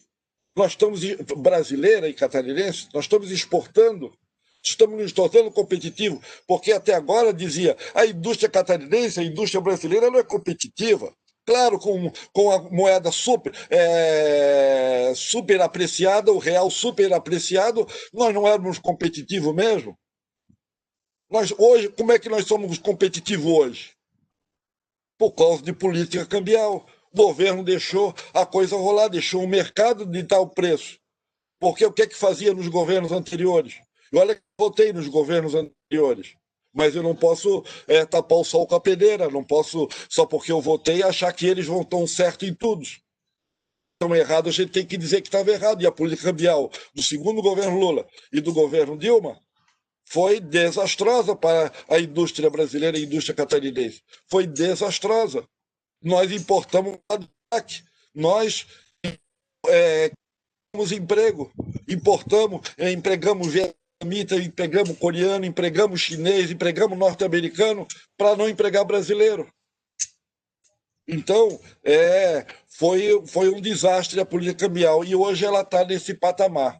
E uma outra coisa que acontece nesse governo, embora muita gente fale mal, e realmente, né, um país governado, né, por um presidente que tem um filho, né, que está aí fugindo do holofote com relação ao problema das rachadinhas, né?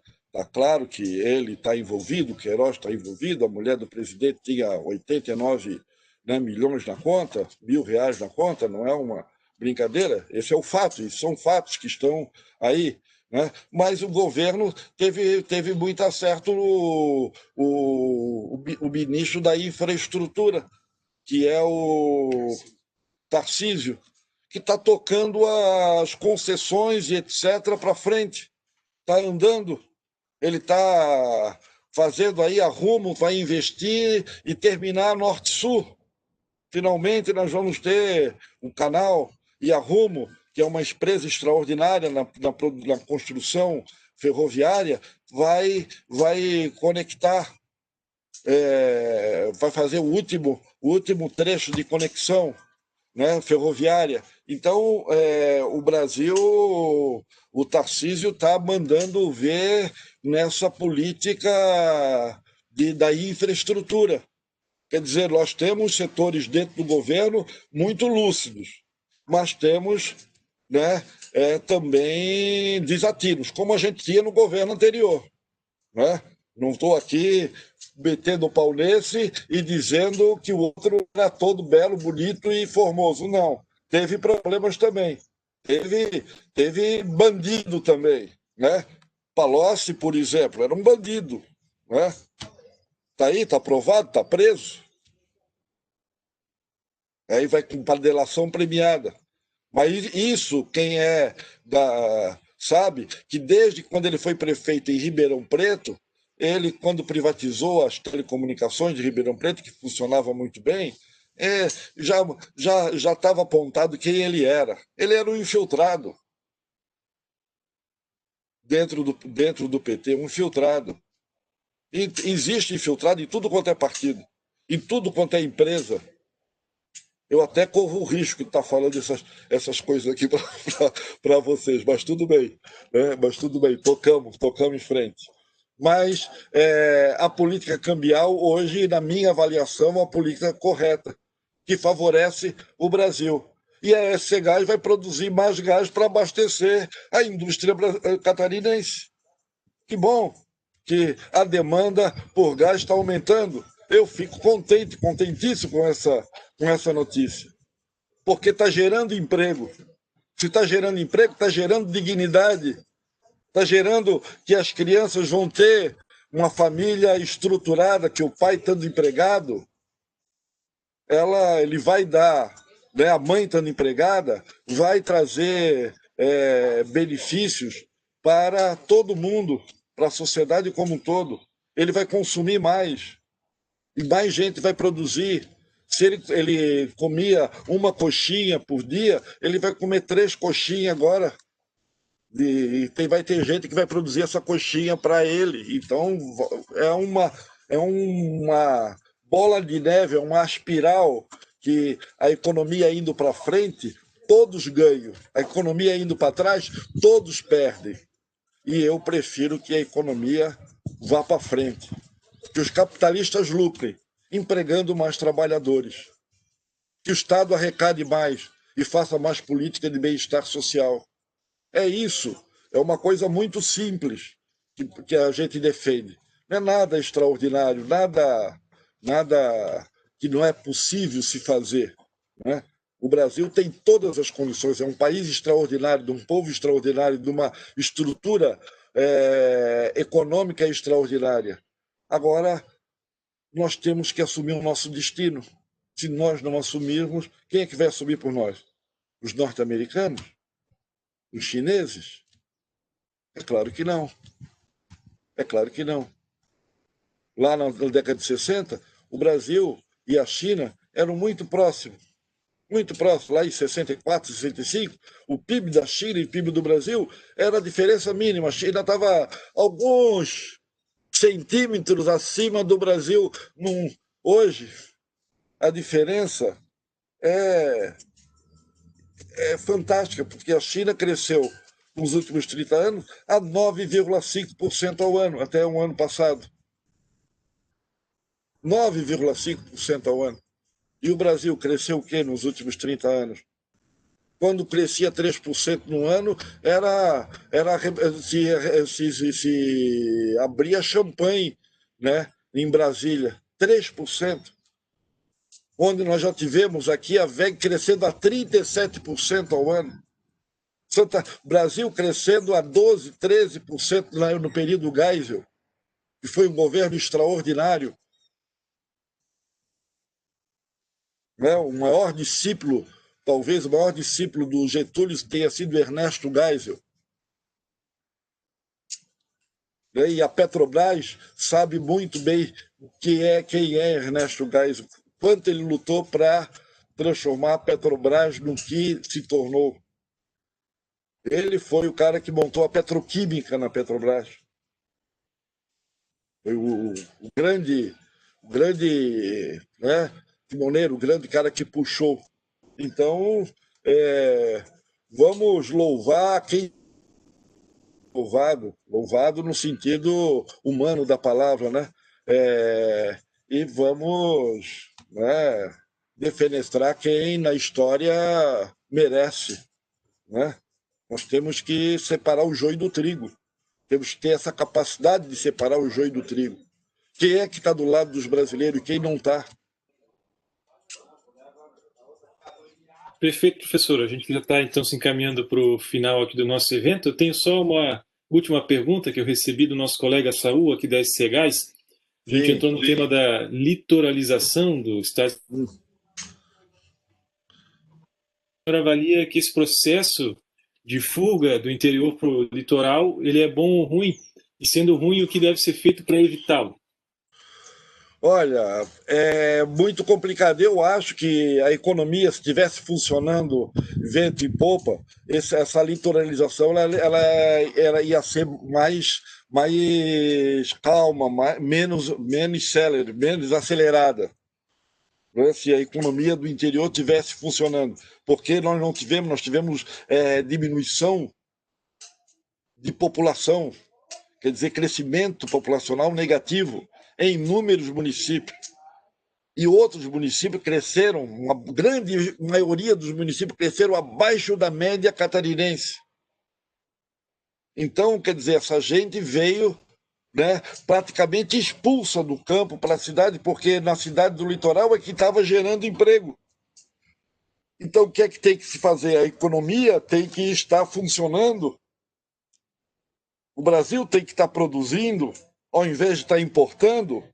Qualquer badulac, qualquer produto, importação predatória de empregos de brasileiros, da China, do Vietnã, da Coreia, dos Estados Unidos, de qualquer país que seja. Se nós temos capacidade de produzir, todos os países protegem a sua indústria. Por que nós vamos ter que abrir de mão aberto para a entrada de produto estrangeiro e um câmbio facilitador desses produtos? O que tem que mexer nisso, na política econômica brasileira, para fomentar o desenvolvimento industrial, para que a população permaneça no seu local, que ela quer ficar lá, ela sai não porque ela veio para o litoral para se banhar. Tu vai em Itapema, tu tens duas Itapema do lado da BR e a Itapema do outro lado da BR. São duas realidades completamente distintas. Lá está o quê? Está o peão, tá a faxineira, está o vigia, que mora nesse lado. No outro lado, está os prédios de apartamento. Um crescendo atrás. É fantástico. Cada vez que eu vou em Itapema, eu olho na paisagem, eu conto quantos prédios de apartamento estão construindo. E sempre, qualquer olhada que eu dou, são 10, 15, 20 que são construídos a qualquer momento que eu vá. Em qualquer lugar que se vai na região da meia praia, né, que cresce a doidada, é uma coisa, né? E essa gente, é claro, está indo trabalhar na construção civil e nos serviços que depois se desenvolve a partir daí. Então, não é bom inchar uma cidade crescer a 7%, 8% ao ano, enquanto outras vão crescer a -1%, -2% ao ano. Esse desequilíbrio não é saudável para a economia. Isso só se resolve com política econômica séria, com política industrial séria, com política cambial séria, com política de desenvolvimento econômico séria. Como o Brasil já experimentou. Nós tivemos 50 anos de crescimento extraordinário, inaugurado com Getúlio. Até 80, o Brasil era um país, teve alguns revesezinhos nesse período, mas, grosso modo, Getúlio, Juscelino, né, e Geisel cumpriram um papel excepcional na economia brasileira.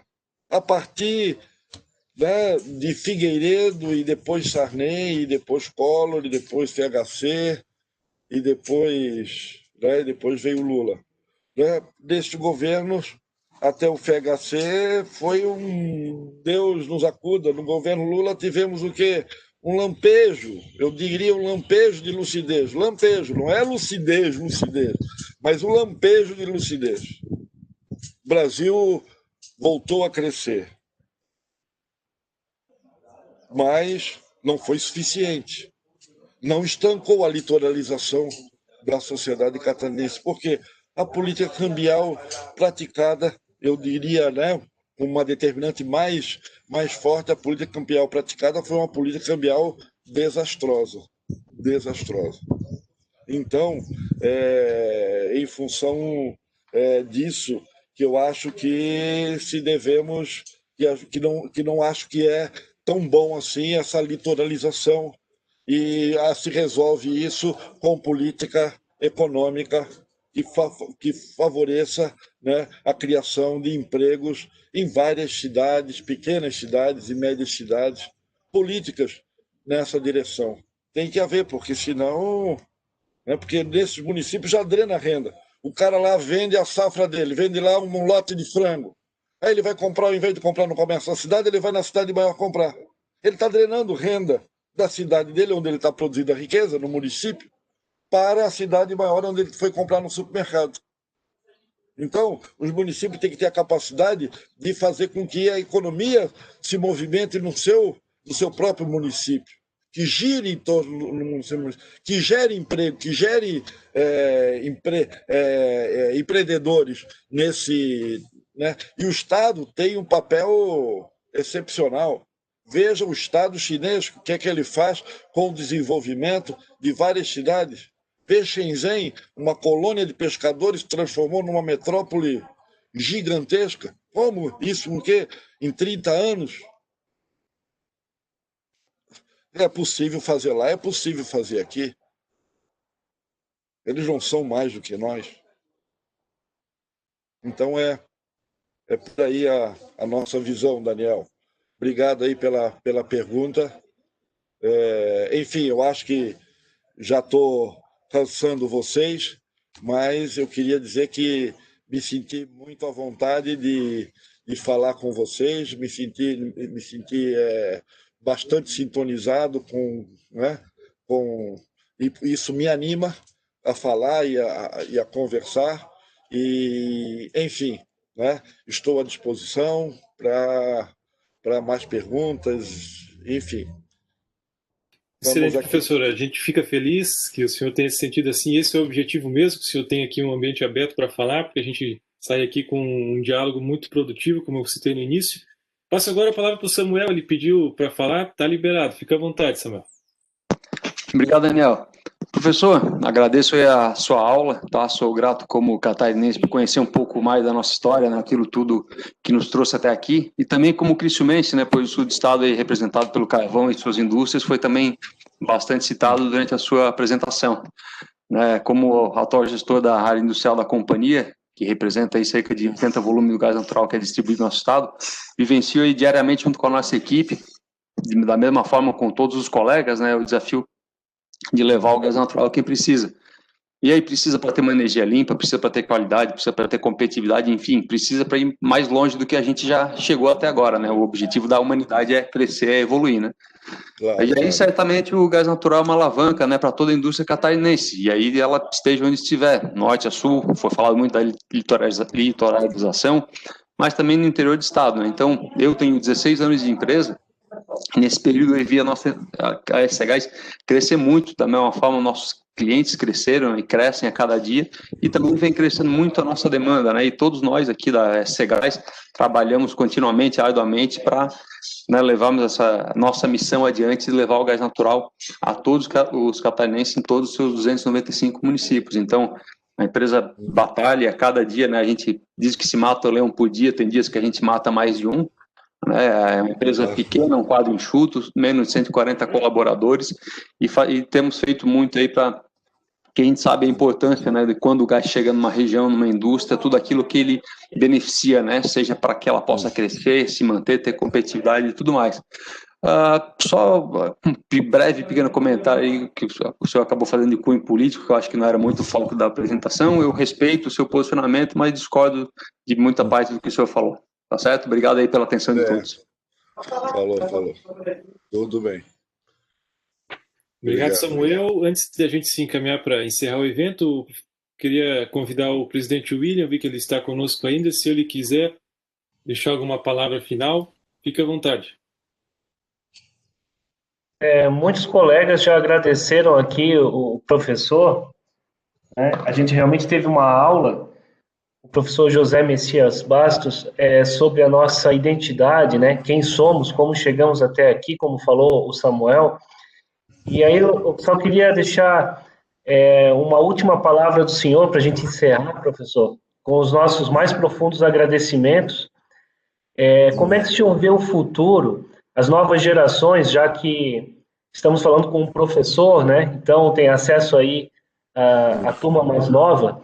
Como é que o senhor observa a questão da cultura, da visão de mundo dessa turma mais jovem, se eles estariam dispostos a percorrer o caminho dos seus ascendentes, né, dos nossos ancestrais aqui, reproduzindo talvez num ambiente mais ajustado a mesma caminhada, ou o senhor percebe nessa turma mais jovem uma visão de mundo tão radicalmente diferente que levaria eles a buscar outro tipo de vocação, podendo impactar nossa economia no futuro?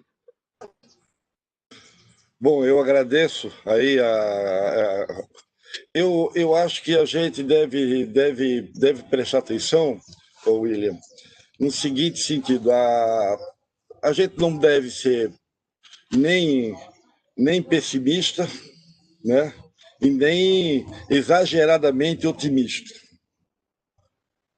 Ser otimista, mas não exageradamente otimista. Tem que ser otimista com o pé no chão, vendo as possibilidades concretas.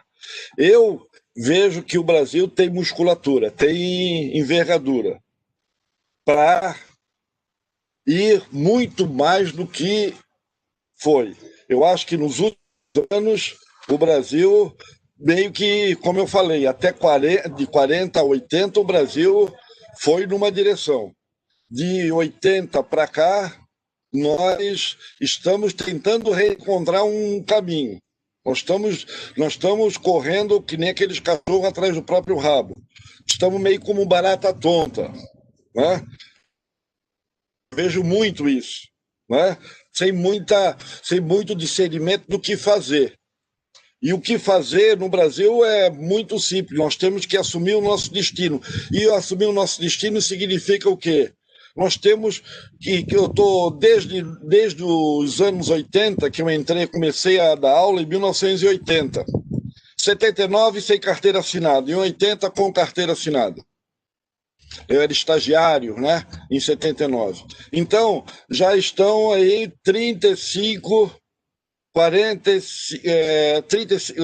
40 anos de magistério. Bom, e nesse tempo, lá no começo dos anos 80, o que o Brasil precisava naquele momento? É a mesma coisa que ele precisa hoje. O que o Brasil carece? Infraestrutura. Nós somos carentes de infraestrutura de transporte urbano. O problema hoje está na cidade. Nós estamos, hoje, para ir de Palhoça, Florianópolis para Palhoça, tem horas que leva mais de 2 horas.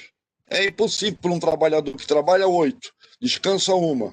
Ele vai passar 2 horas para ir, 2 horas para voltar, no mínimo, para casa. Quanto tempo vai sobrar para ele, para a família e para ele descansar? 8, 9, mais 4, 13, 14, vai lá, 14, 15 horas que ele vai perder por dia. Ele tem que descansar alguma coisa, vai sobrar muito pouco para ele. Então, é inadmissível, né, que eu tenha aluno que entra às 8h20 na sala de aula, tem que sair de casa às 5h30 da manhã para poder chegar no horário, senão não chega. Se sair 6 horas, ele já chega atrasado. Então, isso não é um problema só daqui, é um problema nacional de todas as cidades. Nós precisamos de saneamento básico. As cidades estão carentes de saneamento básico.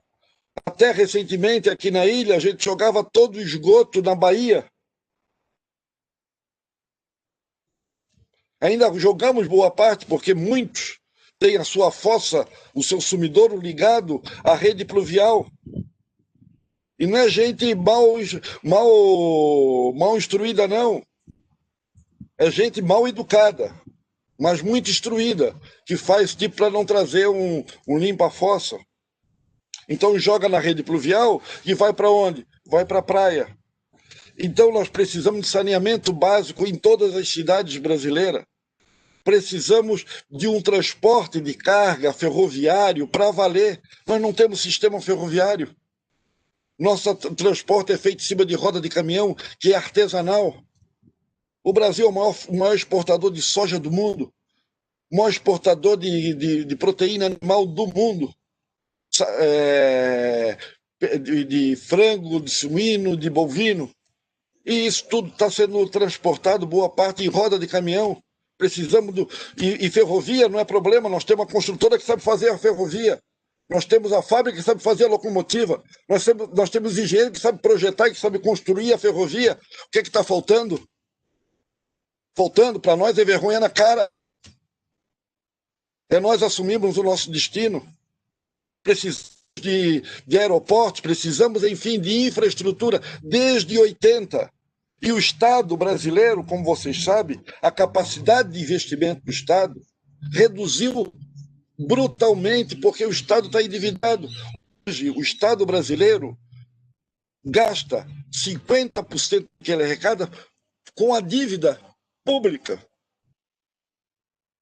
50% do que arrecada é para pagamento da dívida.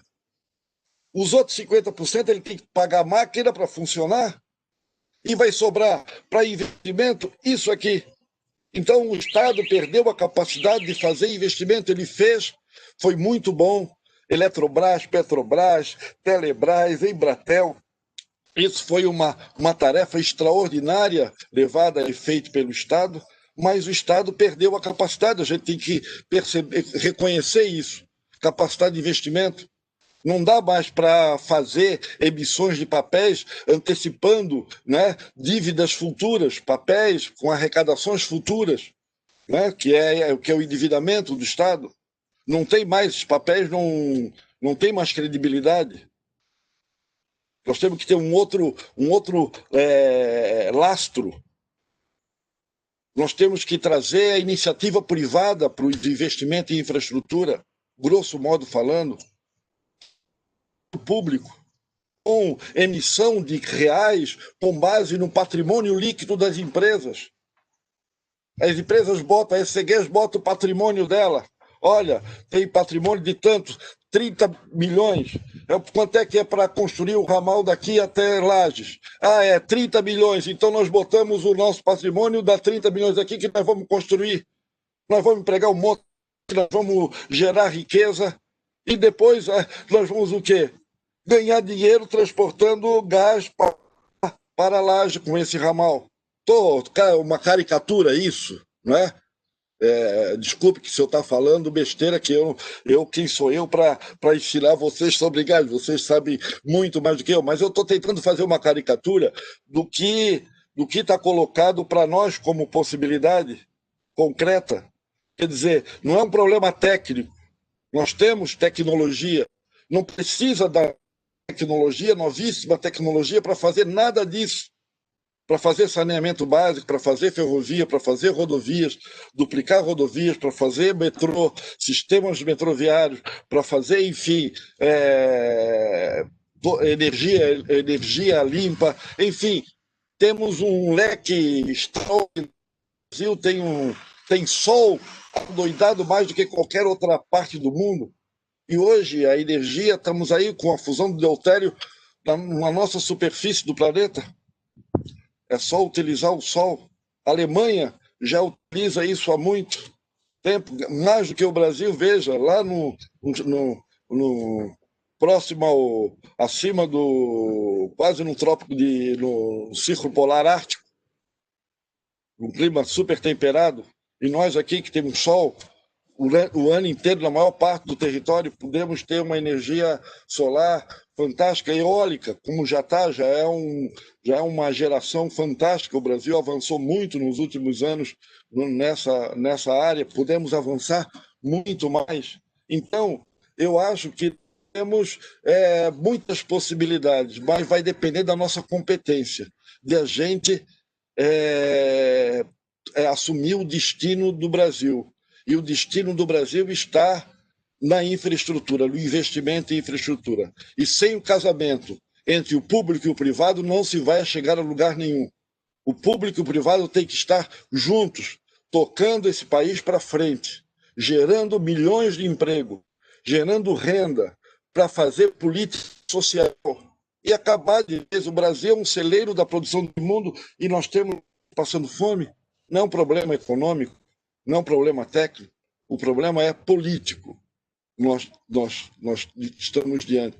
Então, se a gente acertar politicamente, nós temos chances de delegar, de favorecer as novas gerações. Obrigado, professor. Para que seja uma geração mais feliz do que a nossa, né? Que já é uma geração feliz, já me considero feliz, mas pode ser mais, né? Não precisa ser menos. Obrigado, professor. Eu compartilho da sua visão de que o setor de infraestrutura ele é uma necessidade, né? A gente tem necessidades prementes no campo da infraestrutura e, ao mesmo tempo, é onde residem as grandes oportunidades, né? A parceria privada, para chover no molhado, né? Acredito que há dinheiro para investimento privado no setor de infraestrutura porque é um setor que atrai naturalmente esses capitais, contando que haja segurança jurídica e regulatória. O dinheiro não vai onde não há segurança jurídica. Então, talvez a gente tenha que dar um pouco mais de estabilidade institucional e também no campo jurídico, né? Porque dizem que no Brasil até o passado é incerto, e aí o dinheiro não vem. Então, na medida que o nosso lado jurídico, regulatório, institucional amadurecer, esses capitais, com certeza, eles serão atraídos, e o setor de infraestrutura é onde residem as grandes oportunidades realmente. Agradeço, senhor, mais uma vez, parabéns aí pela aula que nos deu a todos, e espero que a gente possa voltar a se reencontrar em breve. Obrigado. Eu queria dizer que é só na troca de ideias que a gente avança. É no debate que a ciência avança. Sem debate não existe avanço científico, e nem político, nem no entendimento. Muito obrigado, é um prazer poder estar compartilhando esses momentos aqui com vocês, né? Espero sucesso aí para a SC Gás, muita prosperidade para o Brasil, para Santa Catarina, para os catarinenses, e viva o Brasil! Excelente, presidente, muito obrigado, agradeço novamente ao senhor, professor, pelo seu tempo dedicado aqui conosco. Esse foi o webinar da Estrutura Industrial de Santa Catarina, realizado pela Ascom. E tem um último avisozinho aqui, que se entre os participantes alguém tiver interesse nos livros do BNDES sobre os desenvolvimentistas, tem 2 volumes, é só entrar em contato com a Ascom, que a gente tem como disponibilizar uma versão PDF sem custos. A gente tem essa intermediação com o BNDES. Dito isso, declaro aqui encerrado o nosso evento, agradeço a participação de todos que ficaram conosco aqui até o fim. Desejo um excelente final de semana que se aproxima e espero encontrá-los todos em outras oportunidades. O professor também, porque o senhor tem um grande conteúdo e nos ajudou muito aqui, com certeza. Agradeço, viu? Um abraço e bom. Tchau, tchau.